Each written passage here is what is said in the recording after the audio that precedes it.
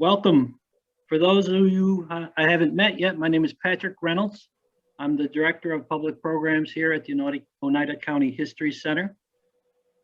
As a matter of Zoom etiquette, please mute your mic. We will take questions at the end, or you're welcome to put them into the chat. Just to keep the bandwidth down and everything working, we're going to try and keep you muted. Just to mention, for next week on Wednesday evening, we're going to have another virtual program about a program called Detour Utica. It's a new innovative project focusing on the history of Baggs Square. And it has a podcast, it has a walking tour. You can do a 3D tour on your computer and phone. There's a lot going on with Ryan Miller and Jeff Storm, who helped put that project together, are going to share insights on how they put it together and basically all the research that they did, which is quite a bit to pull that off. Tonight's program is the Drillmaster of Valley Forge, Baron de Steuben, and Paul is gonna point out whether I said that right or wrong. Baron de Steuben in the making of the American Army. Paul Lockhart fell in love with history as a first grader when his older brother showed him a children's book on the Civil War. He's been writing about history ever since. After getting his PhD at Purdue, where he studied European and military history, Lockhart joined the faculty at Wright State University, Dayton, Ohio, where he still teaches. He published The Drillmaster of Valley Forge in 2010. And with that, I'm going to turn it over to Paul. We can get him to go. Okay. You hear me okay? Yeah. Audible? Okay, great. I want to make sure, again, although I've been teaching, via Zoom or something like that for over a year now, this is, I think, the second presentation I've given, and this time I've taken the appropriate precautions, like feeding my cats beforehand, so hopefully they won't interrupt. Thank you for having me, Patrick. I'm happy to be here. I'm always happy to talk about Steuben. The Drillmaster is one of 7 books that I've written. And of those, it's still my favorite. It's not, which is, I think, kind of odd to me, because my main identity is actually as an historian of Scandinavia, which is still my favorite field. But I did a couple of books on the Revolution, this one and one on Bunker Hill. And I don't know exactly why it's my favorite. I know more people connect to it than to my book on Bunker Hill. I have an emotional tie to it. It actually came out at a very, very pivotal point in my life. I think it was a week after I approved the first page proofs of this book that my late wife passed away, and I was promoting the book while I was a widower raising a 2-year-old boy. So there's kind of an emotional attachment there. But a lot of it has to do simply with the Baron himself, and I think people connect with him in a way they don't with anything else that I've written about. I can say with some authority that he's a unique character. He's knowable in a way because he seems to wear his emotions on his sleeves, but on the other hand, there's something very secretive about him. He's very guarded about his emotions in particular. So sometimes we can't really see exactly how he ticks. And of course, the Baron plays an important role, or several important roles, not just in the Revolution, but what I like to call the grand mythology of the Revolution. The stories that we tell ourselves about the Revolution, part of what you might call our founding mythology, our founding story. And a lot of it is true, but portions of it are tweaked a bit to emphasize the bravery of the founding generation, I think, or the miraculous character of the nation's birth, or simply to heighten the drama. There's all sorts of misinterpretations and myths that have crept into the story of the Baron. As a historian, they bug me, especially when they're obviously and demonstrably wrong. I think that's where I've kind of embraced my role as someone who likes to rain on other people's parades or other historians' parades, and that's another reason I was attracted to writing about Steuben. The very same thing drew me to Steuben, as Patrick mentioned. I have kind of a childhood attachment there too. I grew up in the Mid-Hudson Valley, just south of Poughkeepsie, where you're surrounded by the Revolution, and in fact, Steuben's late war headquarters of the Verplank House were just a stone's throw away from where my dad worked and where I went to middle school.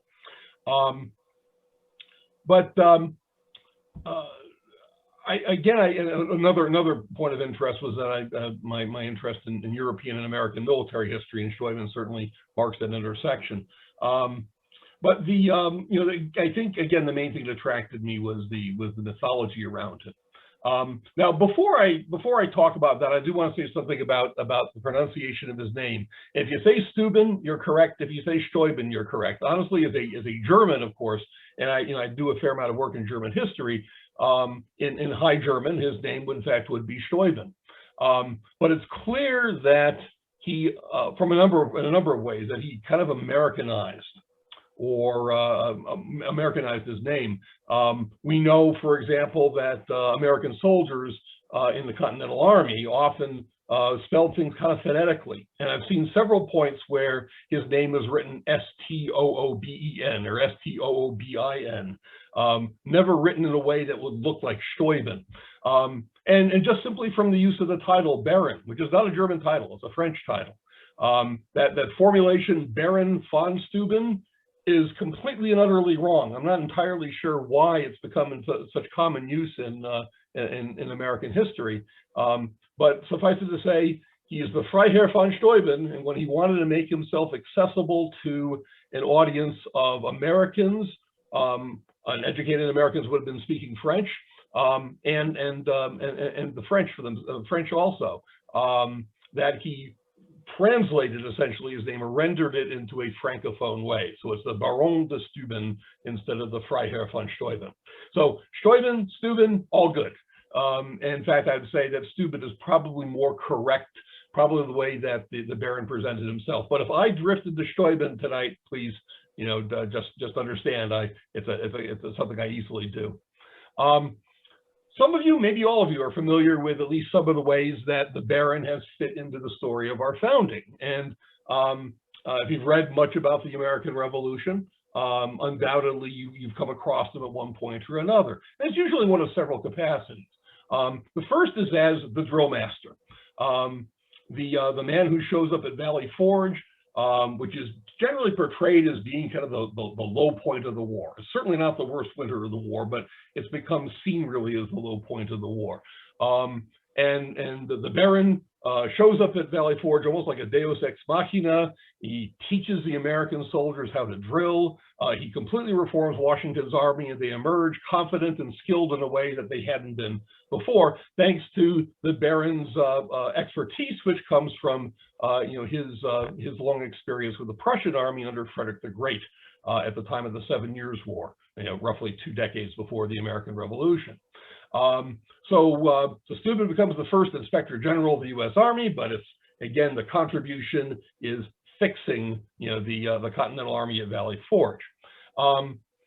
He's also very often portrayed as what my friend, the late Tom Fleming, called the magnificent fraud.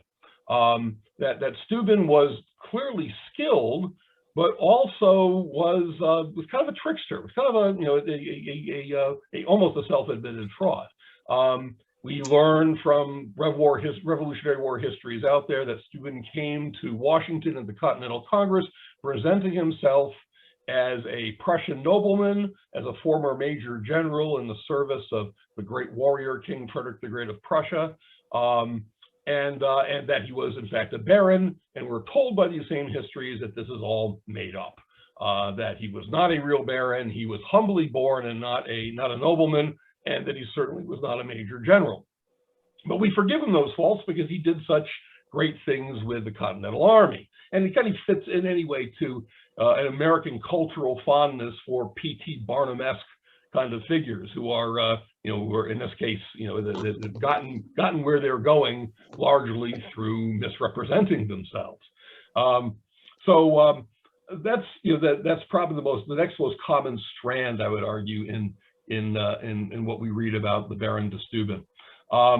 Another one has come up, and I'll address it relatively quickly because to me it's by far the least interesting thing, but it's a thing that's come up across the most recently and has put Steuben into the news just in a matter of recent years.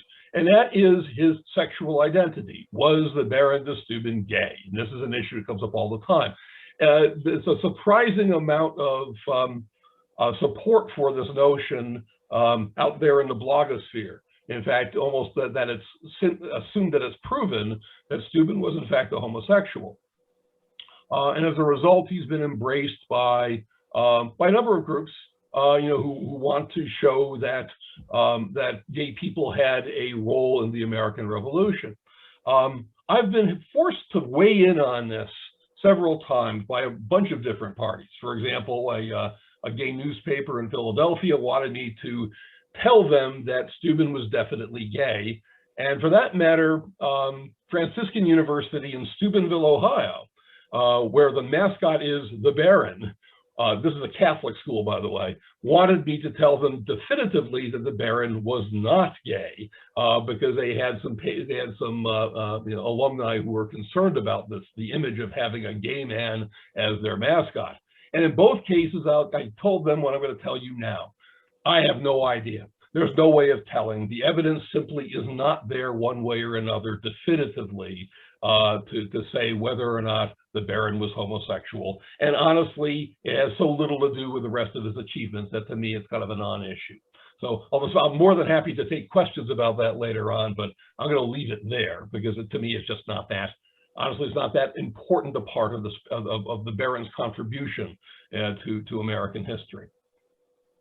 Those I think are the main ways in which Steuben enters our history and our understanding of American history. And for the most part, they're wrong. Let's say a little bit about his background. I think that we could address that issue of the trickster, of the self-proclaimed major general and nobleman. Steuben was born actually as Friedrich Wilhelm Ludolf Gerhard Augustin von Steuben on 17 September 1730 in the Prussian garrison town of Magdeburg. He wasn't rich, but that doesn't mean he was humbly born. And this is, I think, where historians have gotten the notion that he wasn't noble. We associate nobles with being rich. Well, in the 18th century and before, being noble does not necessarily mean you're rich. And in fact, in Prussia, there's this very large nobility. We call them the Junker, who were pretty not very well off financially, but yet they had noble privilege. It gave them exclusive access to, for example, officer positions in the Prussian army or civil service positions in the Prussian bureaucracy. And that's exactly the class that Steuben is born into. His father, Wilhelm August von Steuben, was an engineer officer who ultimately reached the rank of colonel, which was as high as you could go in the engineering service in Prussia. And his parents, Steuben's paternal grandparents, were a highly esteemed theologian of noble birth named Augustin von Steuben, and one Charlotte Dorothea von Effern, who was the daughter of a ruling count and a ruling countess in the Holy Roman Empire. So, and on his mother's side, Steuben's grandparents were both from well-established noble families. So there's no doubt about it.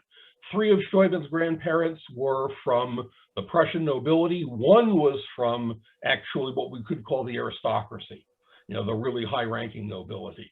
So the idea that he presented himself as a nobleman when he wasn't is just simply demonstrably wrong. So that's, again, attacking that issue of Steuben as a fraud. What about his military service? If he wasn't a major general, what was he? Well, he clearly didn't even get close to being a major general, but we shouldn't just dismiss his military service. Like most young men of the Junker class, Steuben started his career as a soldier very early, because his father was an officer. This was kind of expected. He accompanied his father on campaign in his early teens, and when he turned 16, he became an officer cadet in the infantry regiment von Lestwitz in the service of Frederick the Great of Prussia. So when he turned 16, by the way, this is in the latter part of what we'd call the War of the Austrian Succession. So he saw some service then, and then when in his mid-20s, by which time he'd become a lieutenant, he was heavily engaged in the 7 Years' War, this war that racks the entire European continent from 1756 to 1763. He serves in many capacities. As a lieutenant and then a captain leading an infantry company, as the adjutant of an irregular infantry unit, a so-called free battalion. He clearly had administrative talents. He had physical courage. He was wounded twice in battle during the 7 Years' War, and in both cases fairly seriously, but obviously recovered. And was known as somebody who was polite and witty, engaged, and something of a self-learner. This is a key point of Steuben's background. While he was in a garrison town before the 7 Years' War, he taught himself algebra and geometry and French, among other subjects. And so he was quite a learned man, entirely on his own volition, by the time he was in his mid-20s. With those advantages, being learned, considered to be handsome by the standards of the time, fairly gregarious and experienced. He rose up reasonably fast in the Prussian officer corps. In 1761, he was transferred to the royal suite, meaning that he was attached to the personal staff of King Frederick the Great of Prussia. After being captured by the Russians in action later that year, he served as a Prussian envoy to Russia, and had the great privilege of bringing the news that Russia had decided to make peace with Prussia. He had brought that news personally to King Frederick the Great, which arose him and brought him up into King's favor. By the end of the war, he had been admitted to this very special select group of young officers, the so-called Spezialklasse der Kriegskunst, literally special class on the art of war. That was basically Frederick the Great training a handful of promising young officers to be generals. So no, he wasn't a general when he left the Prussian army in 1763. He was a captain. However, he was in training to be in the highest ranks of leadership of the Prussian army. And clearly there was a lot of talent behind that. The reason he doesn't make it and beyond that point was that for some reason he fell afoul of one of the king's closest friends, a general named Wilhelm von Anhalt. Anhalt made sure that Steuben, who we don't know why exactly Steuben irritated him, but Steuben was dismissed on Anhalt's recommendation. And so Steuben's in a bad position in 1762. Europe is at peace or nearly at peace. There isn't much of a market for washed up officers. There aren't any significant wars going on in Europe, and most European armies are shrinking, actually. So for the next 12, 13 years, Steuben is going to be kind of drifting, finding a couple of jobs here and there, mostly as a courtier, serving at the princely courts of a number of different German princes. But he was a man who saw himself as a soldier and couldn't imagine a profession other than soldiering. He's constantly on the lookout for one position or another. But again, he's not rich. He doesn't have a wealthy family to go back to. He doesn't have a fallback career. So this time in his life was a very difficult one. However, we should point out something, getting back to the whole trickster thing. He did have a world of experience behind him. He had powerful allies, including the younger brother of King Frederick the Great, and a number of other high-ranking Prussian officers who could vouch for him. He also had a title that sometimes I think American historians have not fully understood. I think it was Tom Fleming who in fact said that Steuben called himself a baron, but he wasn't a real baron. Well, in 1769, one of his patrons, actually a niece of Frederick the Great, recommended him for elevation to an honorific society, the Order of Fidelity of the German Principality of Baden-Durlach. Steuben received this honor, which was a significant honor, and with it went the title of Freiherr. And Freiherr in German, when you translate it into French or into English, is Baron or Baron. So Steuben did in fact get a legitimate title of Baron. Now, being baron doesn't mean you have any lands. It doesn't mean you have any income. It's purely an honorific title, but it was legitimately held. Steuben never claimed that it gave him, some kind of political authority or economic power.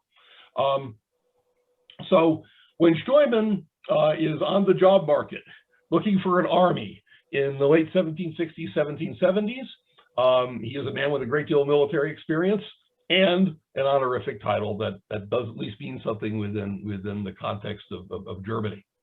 But how does he get to America? This is an interesting story. It's a more complicated one than I can really go into here, but I give you the basic highlights. It's very often presented that Steuben is looking for a job. He somehow runs across Benjamin Franklin, and Benjamin Franklin does all the work. I've never fully understood why that is, except that Americans like Benjamin Franklin, and giving him credit for finding Steuben seems like a good thing to do.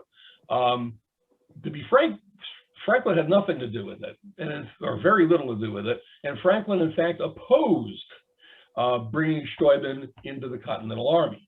The person who really deserves the credit for this, most credit for it, was Silas Deane of Connecticut, who was the Continental Congress's first envoy to the French court. Benjamin Franklin shows up later. And Deane and Franklin had a kind of an unenviable job. At first, they became kind of a clearinghouse for European officers like Steuben, who were bored, unemployed, wanted a war, wanted an opportunity for glory and riches, and saw the American Revolution as an opportunity for this. And so Deane and then Benjamin Franklin are dealing with this constant parade of mostly French officers, some Germans and some others as well, who are looking for a job with the Continental Army, and they usually are demanding to get a commission up front and to have their voyage to North America paid. It got so bad, American officers were complaining about all the dangerously unqualified European officers who were coming to take their places in the Continental Army, that eventually the Continental Congress told Deane and Franklin to kind of back off a bit, to stop bringing in so many European officers. So by the time that Steuben hears about the American Revolution, which he hears about from an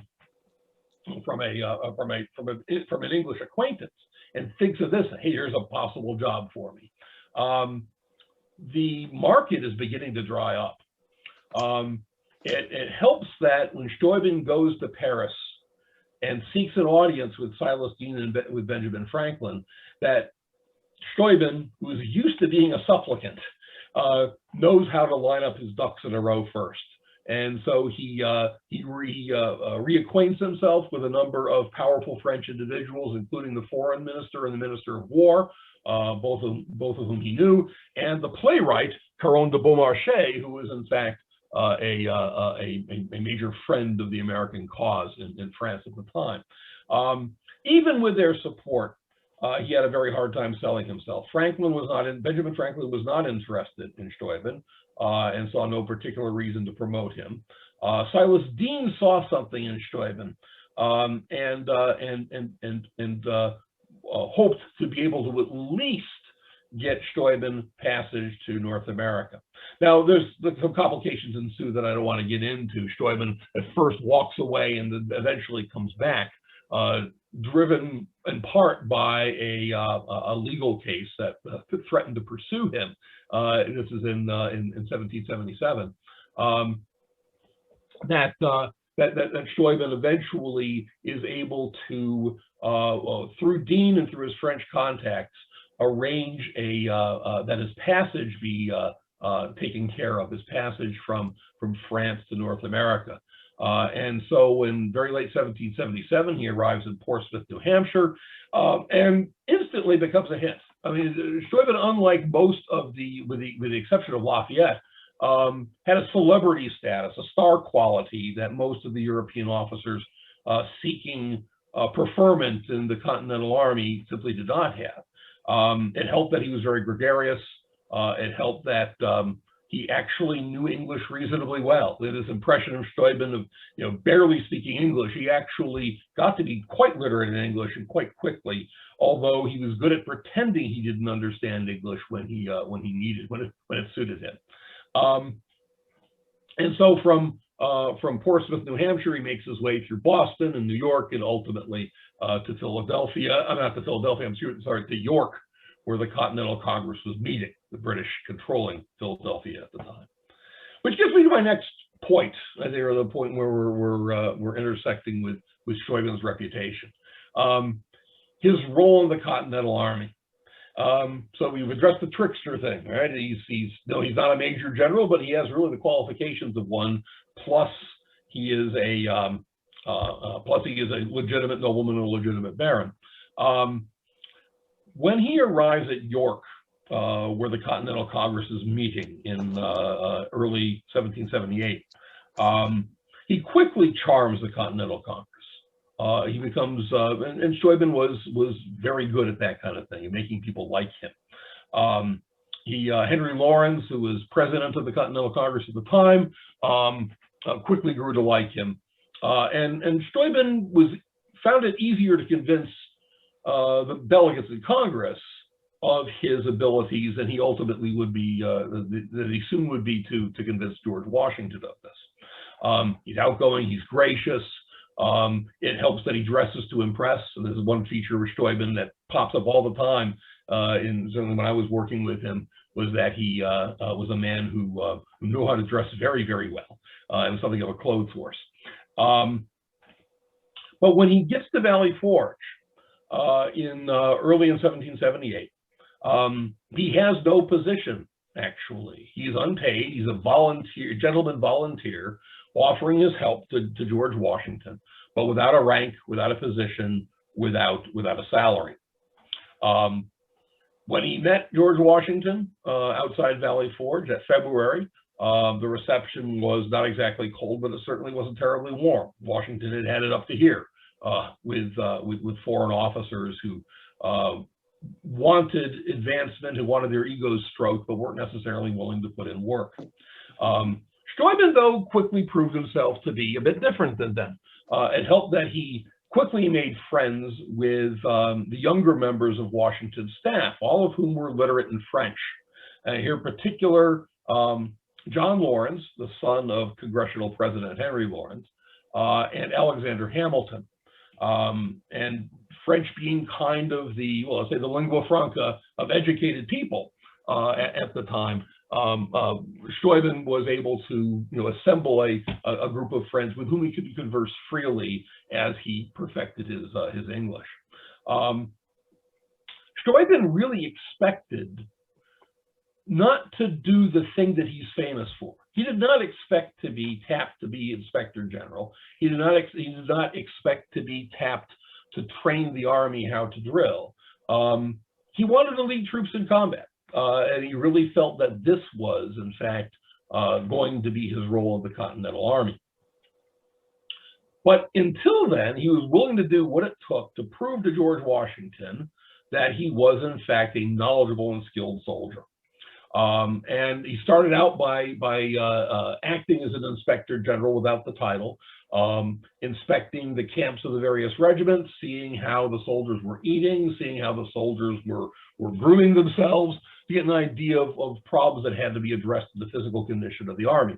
And then and only then, Washington trusted him with the task of reforming the army's training and tactics. At that point, there really was no standard tactical or drill manual. Regimental colonels pretty much trained their troops as they wished to. Steuben noticed that there really wasn't an established procedure for training troops. And so that's where he stepped in. Washington gave him carte blanche to deal with the training of the army. Steuben improvised a new drill manual. He trained a group of 100 NCOs and officers taken from the various regiments of the army. And once he had trained them in his new tactics, he spread them back to their regiments where they trained the NCOs and the officers and ultimately they would train the rest of the men. Without getting into too much detail about how he did this, the army is clearly, Washington's army is clearly a much different beast at the end of the Valley Forge encampment in the spring, late spring of 1778, than it was when the soldiers actually went into the encampment. It was more uniform in the way that it moved, in the way that it formed up. It was more confident. It was crisper. It was more professional. And a good number of outside observers and inside observers, Alexander Hamilton was very effusive about what Steuben had managed to accomplish. That this is usually where we leave Steuben. He fixes the American army, it comes out and fights the Battle of Monmouth, and it does reasonably well against the British, et cetera, et cetera, et cetera. Understand, though, that to Steuben, this was the thing that was minor. This was a minor contribution. This was him proving to Washington that he'd be a capable combat commander. Steuben's great contributions actually come after that. And I think this is really where Steuben's story becomes a lot more interesting, after Valley Forge. It doesn't mean that things go well for him. They don't go well for the Baron after that point, but his accomplishments between the end of Valley Forge and the end of World War 1783 are genuinely breathtaking, even if they're kind of prosaic. Along with a handful of French colleagues, for example, he composed in 1779 the Army's first procedural manual, the so-called Blue Book, which was both a tactical manual and it was established a series of basic procedures about how the Army should camp, how the Army should move on the march, how officers should treat their men, the duties of the various ranks within the enlisted men and commissioned officers, etc. A remarkably complete document, and based on Steuben's extensive knowledge, not just of military theory, but experience from being in the Prussian army for so long. In fact, that's probably the least of his achievements after Valley Forge. He introduced the idea of accountability. It was oftentimes Continental Army soldiers walked off when their enlistments were done, walked off with their muskets, with their uniforms, with their equipment, stuff they had been issued by the Continental Congress, as if it were their own property. Steuben introduced the idea of every soldier having a soldier's book, where it was recorded everything that had been issued to him, and if he lost it, the replacement costs for those items would be taken out of his pay. It was also recorded when and how much the soldiers were paid. So this was all done in a document that every soldier carried with him. And it was very much a European practice, but it introduces a level of administrative accountability that didn't exist in the American Army up to that point, where everything was pretty much improvised, if I can see your pants, up until that point. He standardized the size of individual units. Again, these are not the things he wanted to do. He really believed that he was more qualified to be a combat commander than most or any of his American colleagues.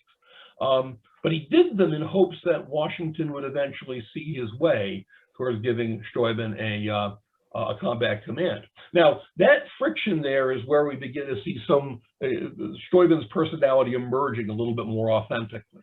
And perhaps why Steuben didn't go farther professionally than he did.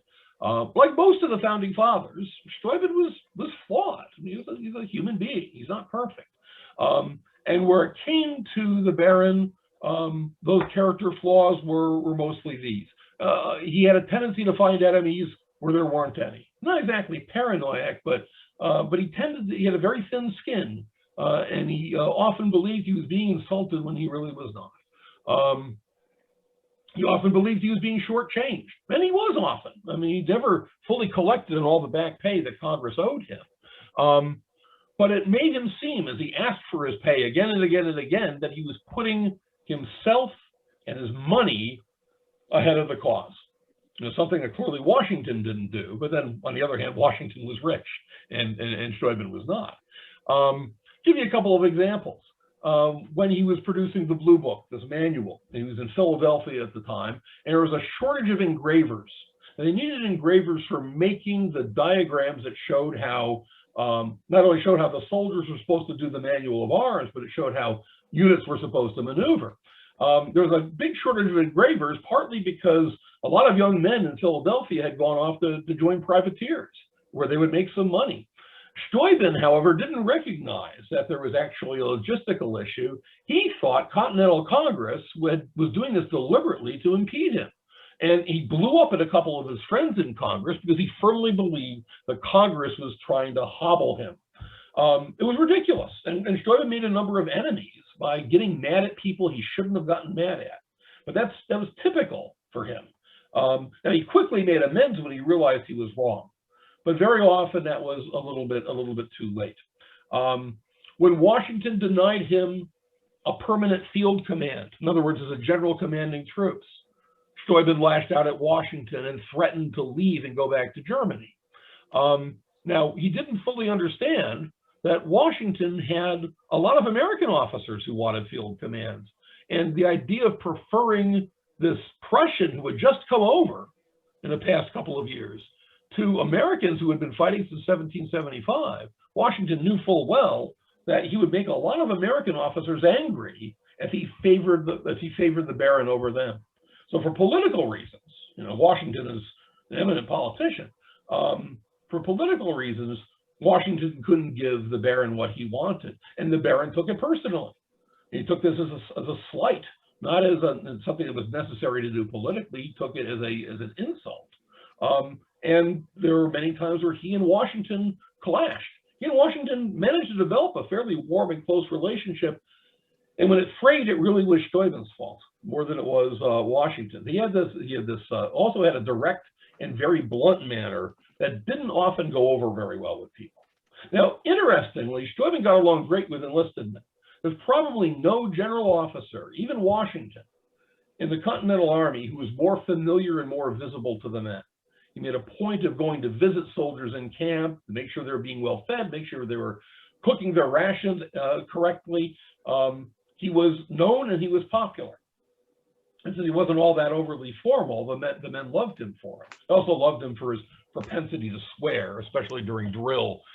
He used to say that he got troops to do what he wanted them to do by the power of his goddams. G-O-D-D-A-M is the way he spelled in his correspondence, and to him it was this magical word that got men to do what he wanted them to do. He was enormously popular with common soldiers, and he seemed to understand them. He said this repeatedly, he liked Americans more than he liked Germans or French. But not so much the generals, where he never fully got along with them. Now, on top of all that, compounding that, making it worse, was the fact that Steuben was perpetually low on money. And partly that was Congress's fault for not following through on promises. But partly it was because Steuben was a good manager of men and he was a terrible manager of cash. He was a spendthrift. I mean, having been through all of his papers, 10,000 or so pieces of correspondence, I've had a chance to see, his clothing receipts.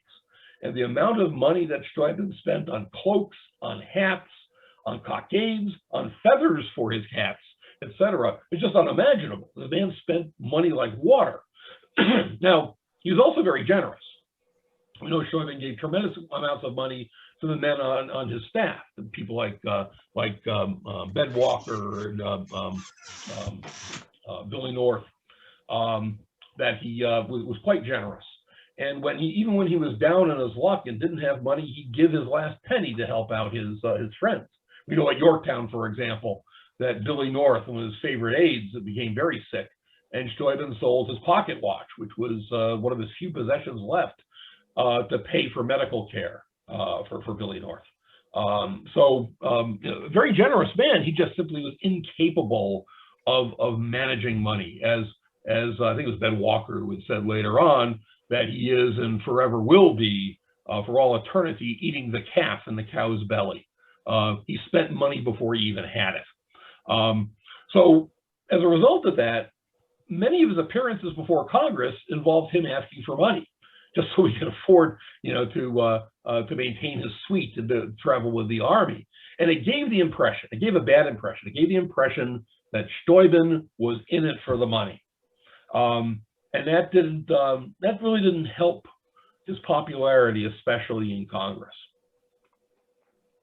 So, I think that's one of the things that makes Steuben so interesting. He was not a conventional patriot by any means. And sometimes it seems like he's not a patriot at all. Sometimes it seems like, especially when he tells Washington, I'm done, I'm going back to Germany, which he does repeatedly. Sometimes his first thoughts were for himself. But he gave his talents and his labor to the newborn American Republic at the same time that he sincerely wished to be somewhere else. He ultimately would be, in fact, naturalized as a citizen, I think in 1786 in New York City. But his attitude towards America is a very complicated one. After the war, for example, he became kind of an unofficial policy advisor with reference to military policy, both to George Washington and to Henry Knox, the first Secretary of War. It was Steuben who had suggested, among other things, that the United States, after the war, not create a big standing army like Alexander Hamilton wanted, nor should it rely entirely on local militia like folks like Thomas Jefferson wanted. Instead, what Steuben suggested was imitating the example of the Swiss Confederacy, which maintained a small professional army and maintained a cadre of trained officers and a national militia that could be expanded in case of war. His thought was, the Atlantic separates us from our enemies. We have time to prepare if we ever go to war. We can expand our army using this core of the army and the trained cadre of officers to be able to come up with a formidable fighting force. That becomes really the core idea of American army organization for quite some time, arguably up to the First World War.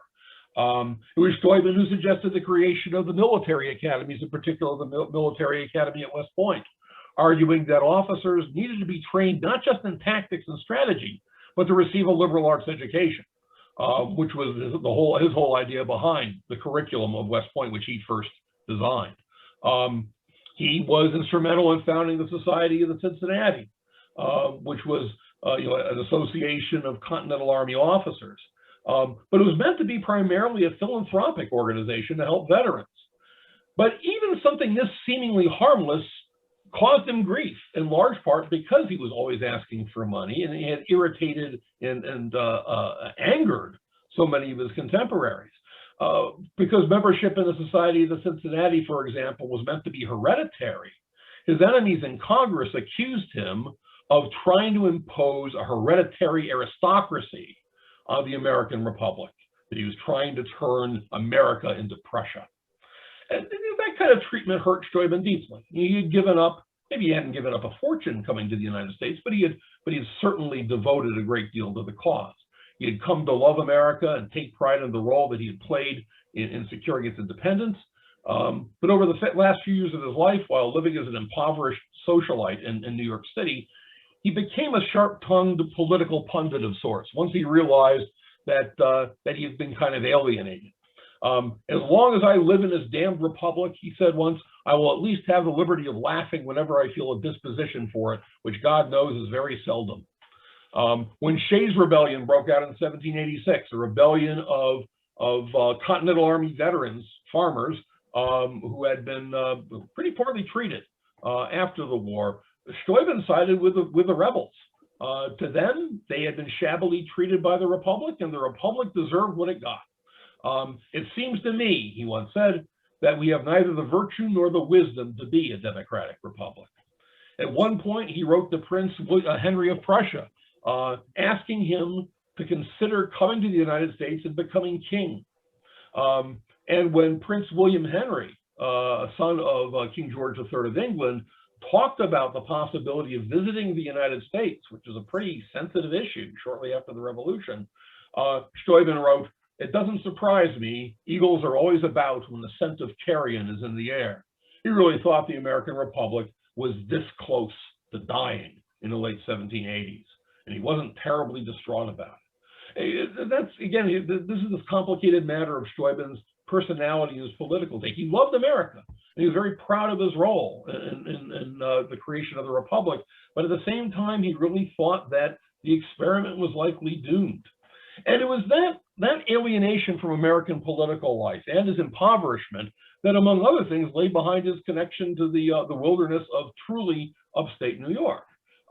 He could not afford to return to Europe, for he had nothing there and no money to undertake the voyage. His presence was unwelcome in American political circles, and he couldn't afford the high living that he liked in New York City.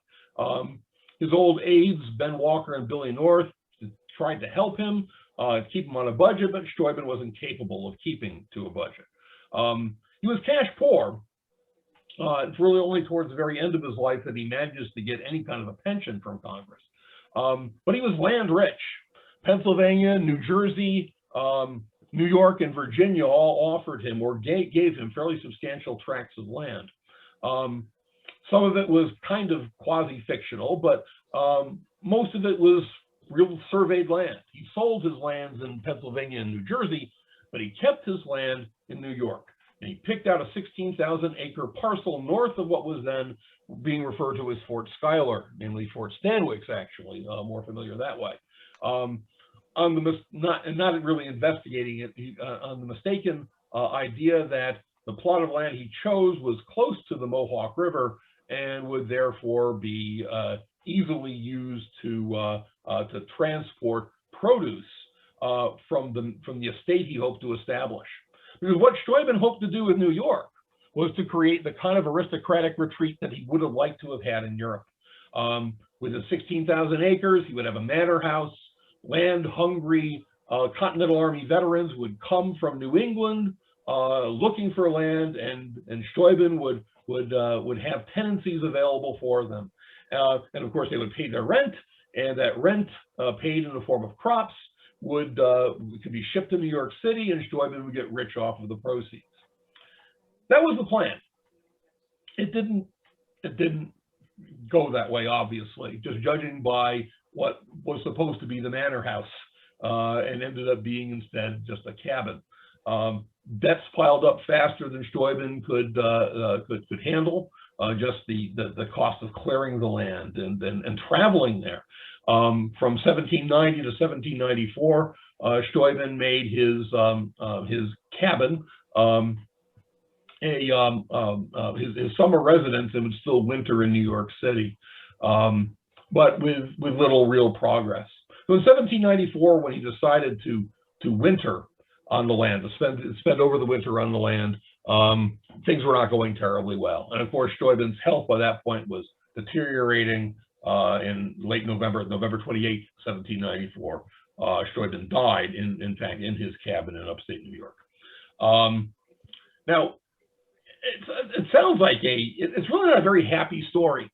In fact, my editor for Drillmaster once pointed out that I really had to be careful with the story because I made him sound like a real loser. And he does not, he does not certainly do very well at the end of the revolution. He dies poor and practically alone in the howling wilderness of upstate New York, not really celebrated by anybody, as by his estimation, despised even by Washington. And I know this sounds like a scathing assessment, and maybe it is, but I think it's an honest assessment. And I think that on the balance, Steuben contributes perhaps more than any other individual to the Continental Army's successes in the Revolution, maybe next only to Washington, and that everything else, the Baron's faults, which were considerable, are an important part of that. I think not recognizing the Baron's faults, not recognizing the complexity of his character, does him a disservice.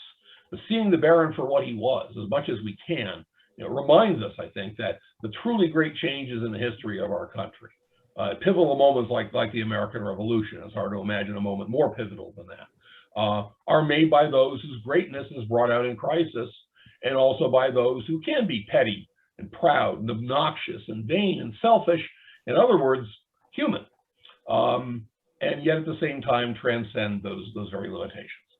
I guess I've more than used up my time, Patrick. I'm sorry about that. No, excellent job there.